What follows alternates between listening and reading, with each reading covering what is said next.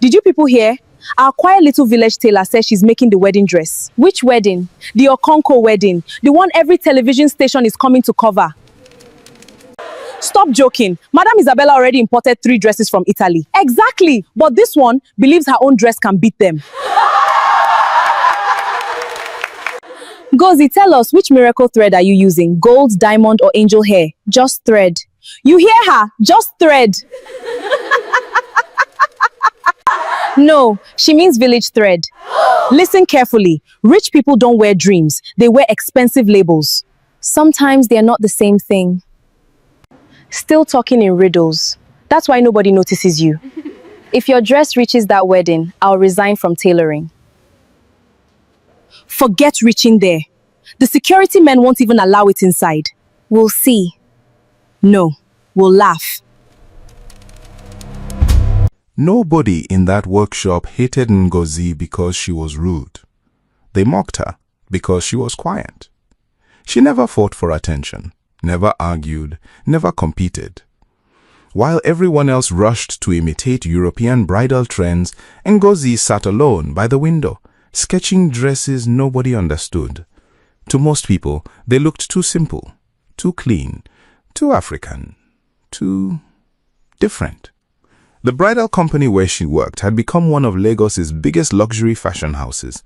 Its owner, Isabella Williams, built her reputation dressing politicians' daughters, celebrities, governors' wives, and billionaires. Everything was imported: French lace, Italian silk, Spanish embroidery. If it didn't come from Europe, Isabella wasn't interested. Except for one corner of the workshop, Ngozi's. Hidden inside old sketchbooks were hundreds of hand-drawn wedding gowns inspired by ancient African history. Some carried patterns copied from ancient Yoruba carvings, others borrowed flowing silhouettes from Benin royal garments. Some included tiny symbolic stitches that represented loyalty, forgiveness, sacrifice, and family. Nobody ever looked twice, because nobody ever asked. Ngozi had worked there for nearly 6 years. 6 years without a promotion. 6 years without recognition. 6 years hearing the same sentence: she's talented, but not luxury enough. Nobody knew that every night after everyone left, she secretly remained behind, not to steal, not to earn overtime, simply to finish one dress, the same dress, piece by piece, year after year. She wasn't making it for any customer. She was making it because someone had once told her, a wedding dress should tell a love story before the bride even says, I do. She never forgot those words, and she never forgot the woman who said them. Far away across Lagos, preparations for Nigeria's biggest society wedding were reaching their peak.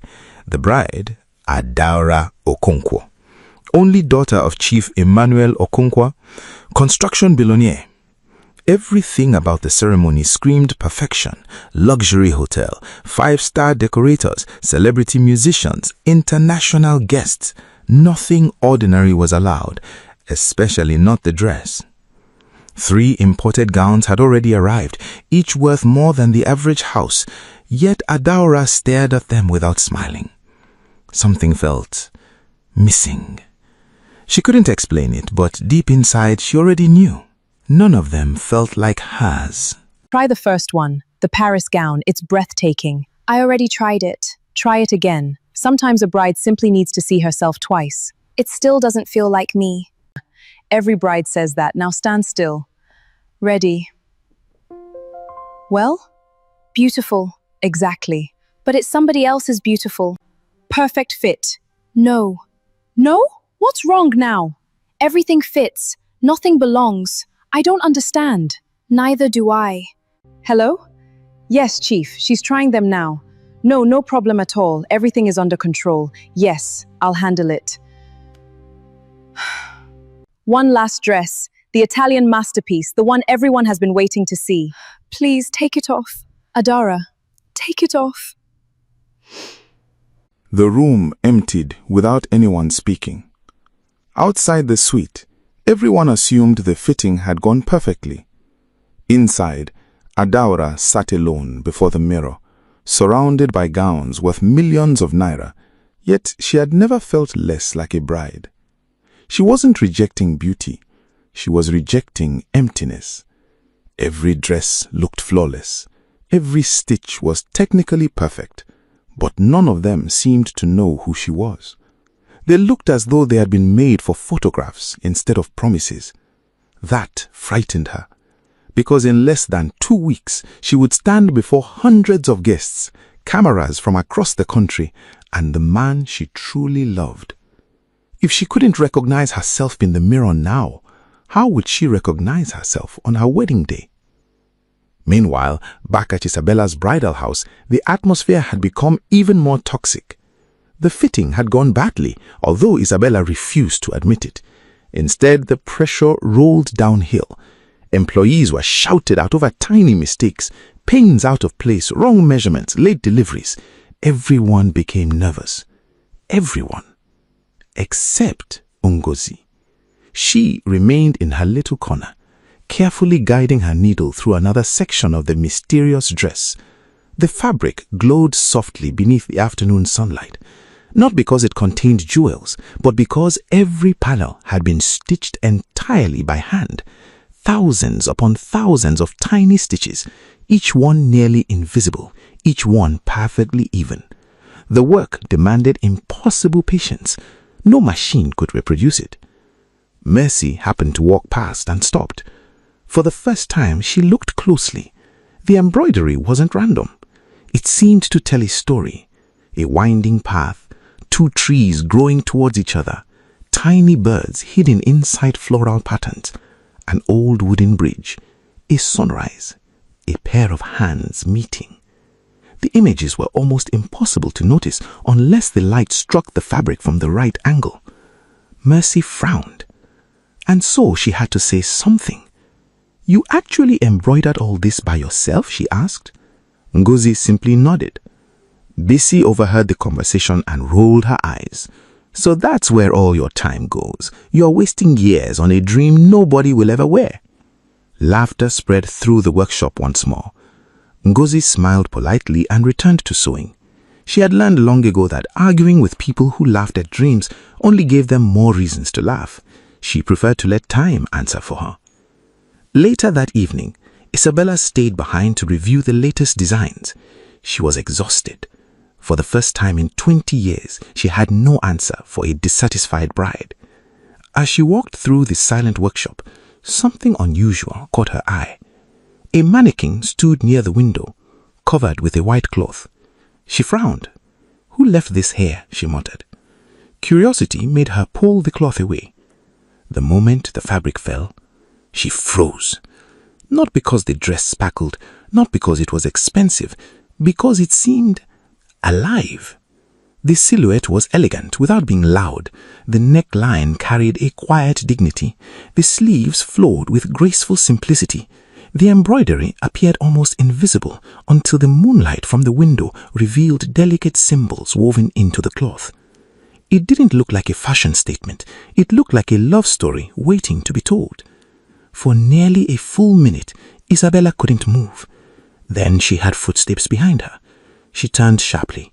Ngozi stood quietly at the entrance, holding a small sewing basket. Neither woman spoke. Finally, Isabella asked the only question she could think of. "Who designed this?" Ngozi looked. Who designed this? I did. When? Over the last 6 years. Why didn't you tell me? You never asked. Who was it made for? I didn't know. I only knew one day the right bride would find it. For the first time since Ngozi joined the company, someone important was truly looking at her work. But neither of them noticed that another pair of eyes had been watching from the half-open doorway. Bisi. And the smile slowly spreading across her face wasn't admiration.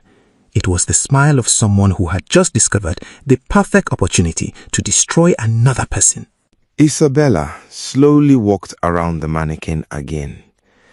This time, she wasn't looking at the shape of the gown. She was studying the craftsmanship. Every seam was perfectly aligned. Every fold fell naturally. The proportions were balanced from every angle. Then she noticed something extraordinary. The embroidery wasn't decorative, it was storytelling. Tiny stitched symbols flowed across the fabric like invisible sentences. Most people would never notice them, but anyone patient enough to look closely would discover an entire journey hidden inside the dress. There were two rivers joining into one. Two trees whose branches intertwined without choking each other. A broken clay pot carefully repaired with golden thread. A small seed growing into a mighty Iroko tree. Nothing had been embroidered for beauty alone. Everything carried meaning.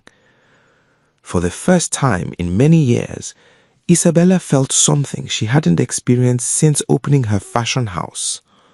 Wonder. Madam, you wanted tomorrow's delivery file. What's that? Come here. Impossible. Have you seen this before? No, Ma. You're lying. You mocked her for making it every day. I thought it was just another village project. No, you never looked carefully enough. Bissie's stomach tightened. For the first time, she realized the danger wasn't the dress, it was Isabella's reaction to it. If the owner of the company truly embraced Ngozi's work, everything inside the workshop would change. Promotions, recognition, respect, clients. The quiet woman everyone ignored could suddenly become the most important designer in the building. Bissie couldn't allow that to happen. Jealousy often disguises itself as logic. She convinced herself she wasn't protecting her position, she was protecting the company's reputation. Or at least that's what she kept telling herself. By the time she reached home that night, a plan had already begun forming in her mind. A cruel one. Mrs. Isabella, may I ask you something? Of course. Have you ever seen a wedding dress that feels alive? Why do you ask? Because every dress I've worn looks beautiful. None of them feel honest. If such a dress existed, would you be willing to trust someone you've never heard of? If the dress tells my story, I don't care who made it. Those words echoed in Isabella's heart long after Adaora left. She walked back into the workshop with a decision weighing heavily on her mind. Showing Ngozi's dress to the Okonkwo family could either save the wedding or destroy her entire reputation. The risk wasn't small. Chief Emmanuel Okonkwo was known for demanding perfection. If he discovered that the replacement gown had been designed by an unknown seamstress instead of an internationally recognized designer, he might cancel every contract Isabella had spent years building. Yet another thought refused to leave her. What is perfection had been sitting quietly in her workshop all along. Just as she reached for her office door, her phone rang. It was Chief Emmanuel. His voice carried none of its usual confidence. Mrs. Isabella? Mrs. Isabella, my daughter hasn't smiled once since the fittings. I don't care how much it costs anymore. I just want my little girl to feel like a bride. Isabella slowly turned her head toward the covered mannequin standing alone near the workshop window. For the first time, she wasn't thinking about fashion. She was thinking about hope. And hidden behind a storage shelf, unnoticed by anyone, Bissie quietly raised her phone and secretly snapped several photographs of Ngozi's unfinished dress. A slow smile spread across her face. She already knew exactly who she was going to send them to. Ngozi, I want the Okonkwo family to see your dress. Did you hear me? Yes, Ma. You're not excited? I'm afraid. Of what? Hope can hurt more than disappointment. Do you trust your work? Completely, then let your work speak. For the first time in 6 years, Ngozi carefully lifted the gown from its mannequin. Her hands trembled, not because she doubted the dress, but because she understood what it represented. Every stitch carried a memory. Some had been sewn on nights when she cried herself to sleep after another day of ridicule. Others were stitched while praying quietly over women she would never meet. She had always believed a wedding dress should do more than impress guests. It should comfort the bride. It should remind her that marriage was not built on applause, but on commitment. As Isabella watched Ngozi fold the gown into its protective garment bag, she realized something painful. She had spent years searching across Europe for brilliance, while overlooking the quiet genius working under her own roof. Hello, is this Madam Evelyn? Yes, I work at Isabella Bridal House. There's something you should know. The dress your daughter may wear is imported. No, not even a famous designer, just a local tailor. I thought your family deserved the truth. Within an hour, the rumor had reached the Okonkwo mansion.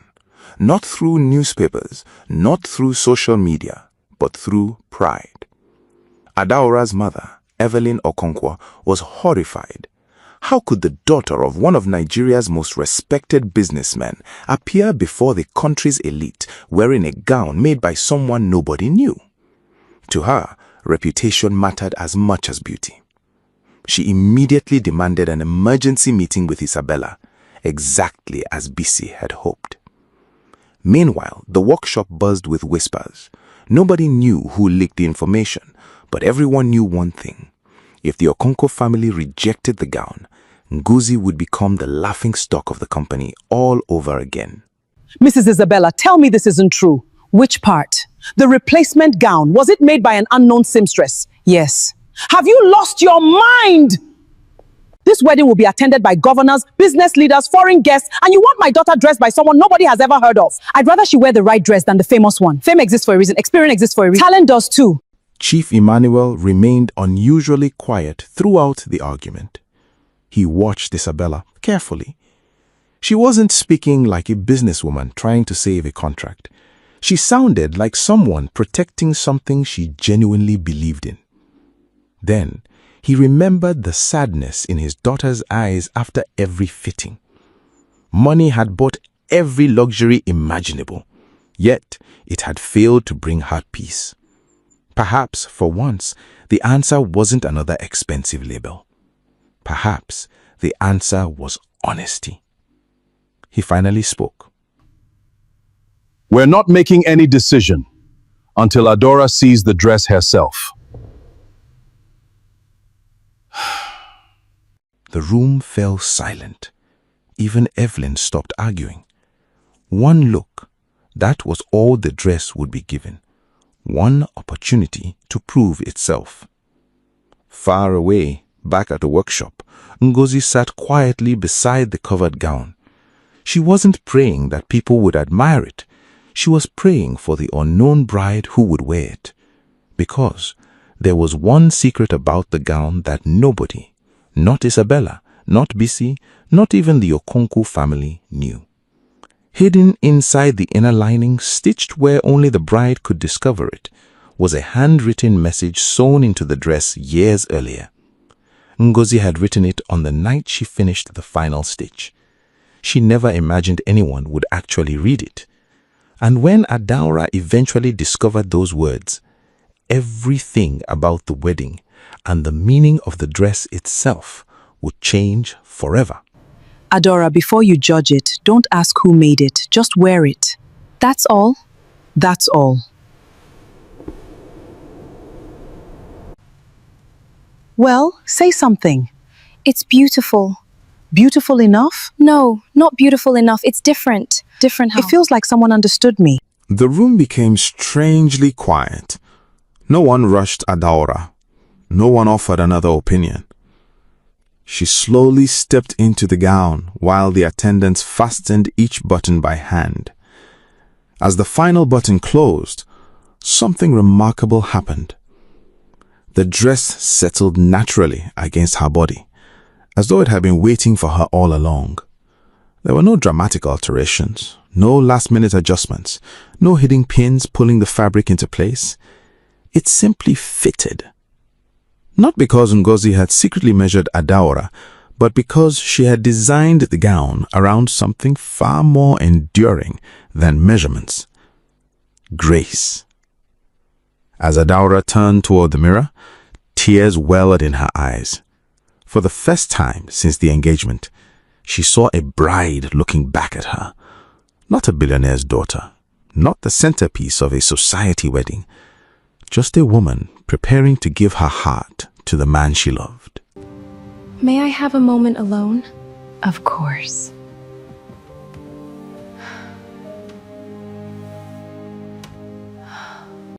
If you are wearing this dress, may you never confuse a successful marriage with a perfect one. When beauty fades, choose kindness. When pride rises, choose forgiveness. When strangers applaud your wedding, remember they will not live your marriage. Love each other when nobody is watching. If this dress has found you, then I pray your home becomes more beautiful than your wedding day. She held the small piece of fabric against her chest. No designer label had ever moved her. No luxury brand had ever spoken to her. But the anonymous woman who made this dress somehow understood the fear she had been carrying for months. The pressure, the expectations, the endless conversations about prestige. Everyone had been preparing her for a spectacular wedding. No one had prepared her for a lasting marriage. That tiny message did. Outside, the guests continued arriving. Luxury cars filled the church compound. Television crews adjusted their cameras. Influencers posed for photographs. Everyone expected to witness the wedding of the year. None of them knew the most unforgettable moment would happen long before the vows. Look at that dress. I've never seen embroidery like that. Which European designer made it? It doesn't look imported, it looks timeless. Who gives this woman in holy marriage? Her mother and I do. You may now exchange your vows. Adora, you are the greatest gift God has given me, I promise. May I say something first? Go ahead, my daughter. Before I marry this man, there is someone I must thank. Someone nobody here knows. Someone most of you would never invite to sit at your table. But today, without meeting me, she reminded me what marriage truly means.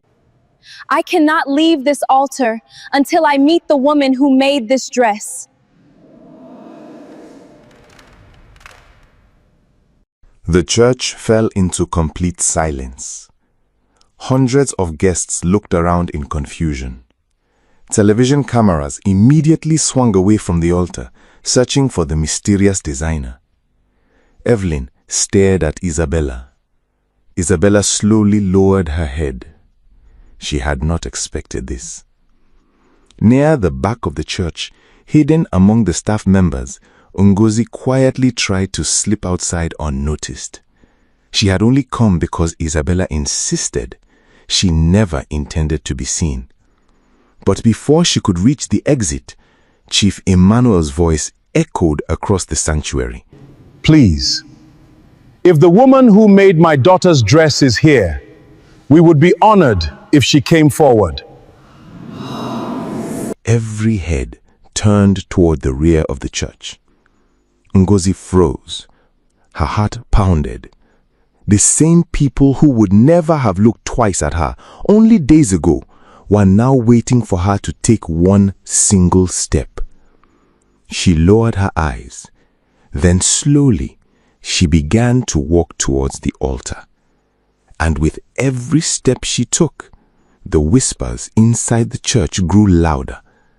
Not because people recognized her, but because they couldn't believe this quiet seamstress was the woman behind the dress that had just changed the entire atmosphere of the wedding. Good afternoon. You're the one? Yes. You made my dress? Yes. And you wrote the message? I did. Why? Because dresses don't save marriages. People do. I only wanted the bride to remember that. No one expected such a simple answer. There was no dramatic speech, no attempt to impress the wealthy guests, no request for recognition. Ngozi stood before one of the richest families in Nigeria, exactly the same way she had always stood inside the workshop. Quiet, calm, humble. That was when Adaura did something nobody in the church anticipated. She gently lifted the front of her wedding gown, walked down the altar steps and embraced Ngozi. The applause didn't begin immediately. For a few seconds, everyone simply watched. Then one elderly woman stood. Another followed. Soon the entire congregation rose to their feet. The applause echoed through the sanctuary. Not for wealth, not for fashion, but for a woman whose work had spoken louder than her voice ever had. Mrs. Isabella, is this truly the woman who made the dress? Yes, and I owe everyone the world for talent. For 6 years, I searched the world for talent while ignoring the greatest designer inside my own company. Forgive me. There is nothing to forgive. There is. I confuse reputation with excellence. I will never make that mistake again. Many people expected Ngozi to use that moment to expose everyone who had mocked her. She didn't. She could have reminded BC of every insult. She could have listed every humiliation. She could have enjoyed the sweetest revenge. Instead, she simply smiled. Because some victories become smaller the moment you use them to embarrass other people. Across the church, BC lowered her head. The guilt she had tried to bury now sat heavily on her shoulders. She looked at the applause surrounding Ngozi and realized something painful. For years, she had laughed at a masterpiece simply because it wasn't wearing an expensive label. Madam, may I say something? Go ahead. I'm the one who leaked information about the dress. I wanted the family to reject it. I was jealous. I'm sorry. You tried to destroy this wedding! Yes. I thought if the dress failed, she would fail too. I was wrong. I mocked you every day. You never answered me. Why? Because hatred grows when it is fed. I chose not to feed it. The confession surprised everyone, not because BC admitted what she had done, but because Ngozi refused to humiliate her in return. Forgiveness has a strange way of exposing people more deeply than revenge ever can.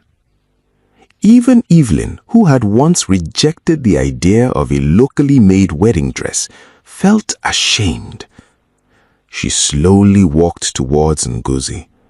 Before anyone could stop her, she held Ngozi's hands. I owe you an apology. I judged your name before I saw your gift. Please forgive me. I already have.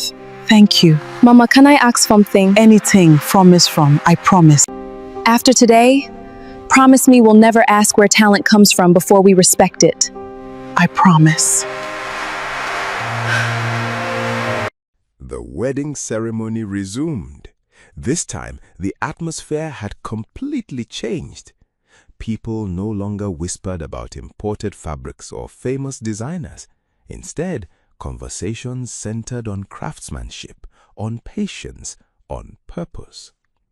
When Adaora and David finally exchanged their vows, every word carried greater meaning.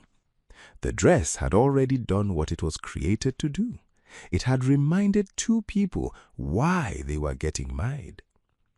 Months later, photographs from the wedding spread across newspapers, magazines, television stations, and social media. Fashion critics from around the world tried to identify the mysterious designer behind the unforgettable gown. For days, nobody knew her name. Then one headline changed everything. The quiet Nigerian seamstress behind the wedding dress that captured a nation's heart. Orders poured in from every corner of the country, not because people wanted the most expensive dress, but because they wanted a gown that meant something. Isabella Bridal House changed forever. Every new bride who entered the showroom was asked the same question before choosing a design. Tell us your love story. Because a wedding dress was no longer treated as clothing, it became the first chapter of a marriage. As for Ngozi, she accepted every opportunity with the same humility she had always carried. She never moved into a mansion. She never chased celebrity status. She never forgot the little corner where everyone once laughed at her dreams. in that same workshop, now transformed into the company's heritage design studio, she trained young tailors from villages and cities alike. Her first lesson was never about stitching. It was always the same quiet sentence. Never sew only with your hands, sew with your heart. Years later, one of her students asked why she had kept the original sketch of the wedding dress instead of selling it. Ngozi smiled. Because, she said softly, the dress was never the miracle, the people it changed were. And somewhere inside Adaora's wardrobe, carefully preserved in a protective glass case, hung the wedding dress that had once been mocked before anyone truly saw it. Not because it was the most expensive dress ever made, but because it quietly reminded every generation that would come after her that the greatest masterpieces are often created by the people the world overlooks. Some people will never recognize your gift until it touches a life they cannot ignore. Don't stop creating because you're being overlooked. The world often laughs at quiet excellence right before it stands up to applaud it. If this story touched your heart, let us know in the comments. What changed everything? The dress or the message sewn inside it? And if you believe true talent deserves to be recognized no matter where it comes from, don't forget to like, subscribe, and join us for another unforgettable journey here on Sweetest African Folktales. Until next time, stay kind, stay hopeful, and remember, the greatest stories are often stitched together, one quiet act of love at a time.